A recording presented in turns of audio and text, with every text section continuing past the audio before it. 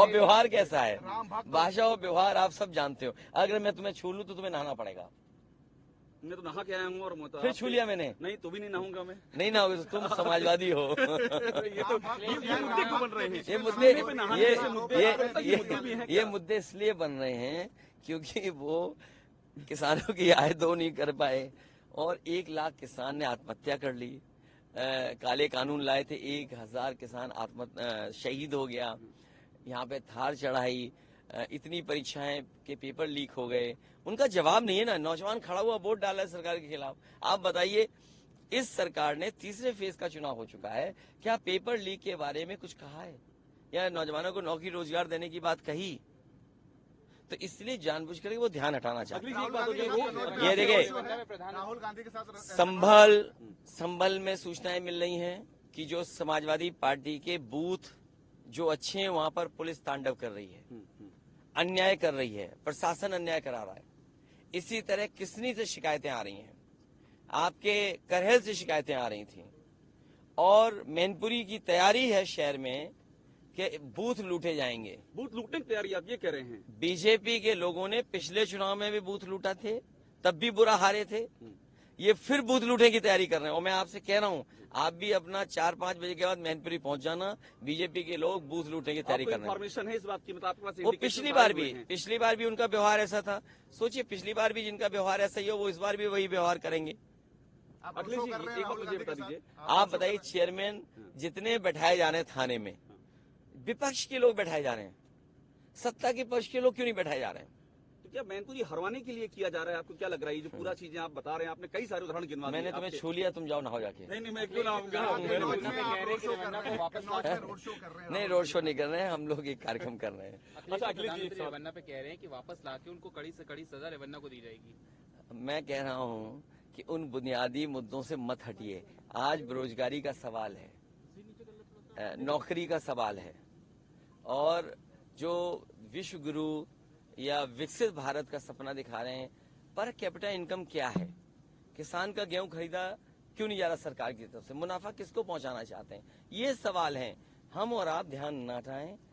ध्यान हटाने के लिए उन पर समय समय पे बहुत सारे अभिनव हैं उनके पास, जो इस्तेमाल करते रहते हैं। अयोध्या में बात हुई है, अयोध्या में जो पीएम ने रोड शो किया है अखिलेश जी, ये धरती माँ है, धरती माँ है। आसमान क्या है मुझे नहीं पता।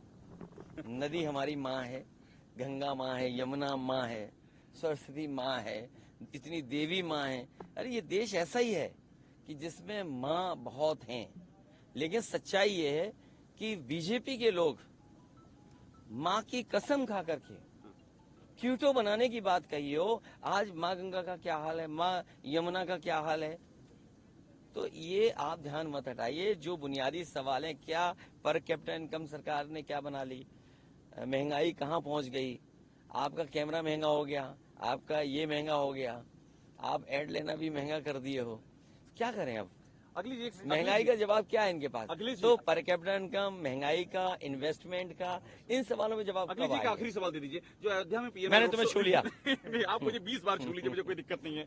जो मैं भी आपको छू लिया हूँ, कोई दिक्कत नहीं। आपको हम दोनों एक दिन ठीक हो गए। मुझे बताइए, अयोध्या में मैं ठीक हो गया हूँ। जो अयोध्या में पीएम ने रोड शो किया अखिलेश जी, आपके छूने से मैं ठीक हो गया।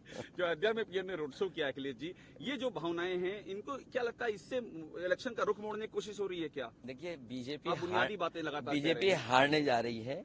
इस देश की जनता बीजेपी को हारना चाहती है। उनकी हर बात झूठी निकली, हर वादा झूठा निकला, और जो आंकड़े उन्होंने दिए हैं वो सब गलत हैं। आप बताइए, उद्योगपतियों के, बड़े लोगों का इन्होंने कर्ज माफ कर दिया, हमारे किसानों का लाखों कर्ज है वो क्यों नहीं माफ किया? मजदूर की आय के बढ़ाने के लिए क्या इंतजाम किया?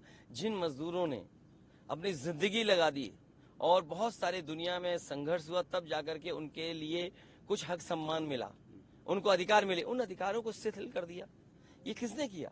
ये जनता देख रही है सब, और दिखाई दे रहा है। इसका सब जवाब इस चुनाव में मिलने जा रहा है। बहुत शुक्रिया अखिलेश जी। तो समाजवादी पार्टी के धर्म जो है वो कोटा डिसाइड नहीं करेगा, धर्म के आधार पे कोटा नहीं मिल सकता। अरे भाई, हमने कब कहा यार? तो ये बताइए आप, जो पिछड़े, दलित, आदिवासियों को जनरल में सीटें मिल जाती थी, आपने पिछड़े, दलित और आदिवासियों को क्यों बांध दिया उन्होंने अपने आरक्षण में? क्या मूल भावना से खिलवाड़ नहीं हुई? जो आरक्षण की मूल भावना थी उससे खिलवाड़ हुई है। भारतीय जनता पार्टी और भारतीय जनता पार्टी के लोग कभी नहीं चाहते कि पिछड़े, दलित, आदिवासी हक सम्मान पाएं, इसीलिए वो संविधान से छेड़खानी की तैयारी है। आप खुद जानते हैं कि जनरल में लोग पहुंच जाते थे, जनरल में क्यों नहीं अब पहुंच पा रहे पिछड़े और दलित और आदिवासी? ये किसने पाबंदी लगाई, किसने रोका?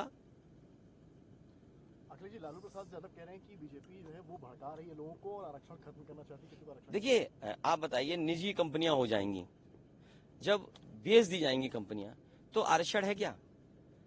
टाटा जैसा समूह 10 लाख लोगों को लगभग नौकरी देता होगा, डायरेक्ट इनडायरेक्ट। आप बताइए 10 लाख में क्या नौकरियां हैं उसमें पिछड़े और दलितों की? एक समूह का बता रहा हूं, जो देश का सबसे बड़ा समूह है, सबसे ज्यादा नौकरियां प्राइवेट हैं। मान लीजिए हवाई जहाज बिक गए, एयरपोर्ट बिक गए, बंदरगाह बिक गया, LIC डिसइन्वेस्ट होने जा रहा है, या BSNL दोनों डिसइन्वेस्ट होने जा रहे हैं, एयरपोर्ट्स हैं, तो ये कहाँ है उनका आरक्षण फिर?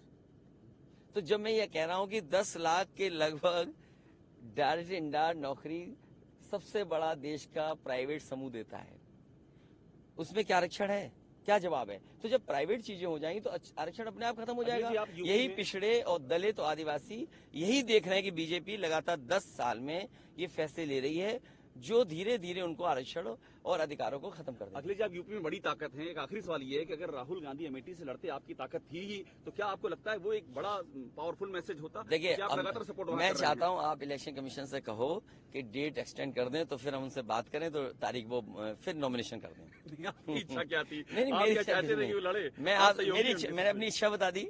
मैं चाहूंगा कि आप इलेक्शन कमीशन से कहें कि एक फैसला ले कि 10 दिन का और टाइम दे दें या 2 दिन का एक्सटेंशन कर दें, तो मैं निवेदन उनसे कर लूंगा, उस हिसाब से वो फिर फैसला ले लें। कितनी सीटें आ रही है सर? कितनी सीटें आ रही है? सीटें सबसे ज्यादा जीतेगा इंडिया गठबंधन। बहुत शुक्रिया Akhilesh ji. Thank you so much. Thank you. Akhilesh Yadav हमारे साथ हैं और लगातार ये छूने वाला सवाल। नमस्कार, मैं हूं मानक गुप्ता। अगर आपको हमारा ये वीडियो पसंद आया हो तो इसे लाइक और शेयर जरूर करें, और हां, हमें सब्सक्राइब और फॉलो करना ना भूलें ताकि आप देश और दुनिया की कोई खबर मिस ना करें। तो जुड़े रहिए हमारे साथ और देखते रहिए न्यूज़ 24।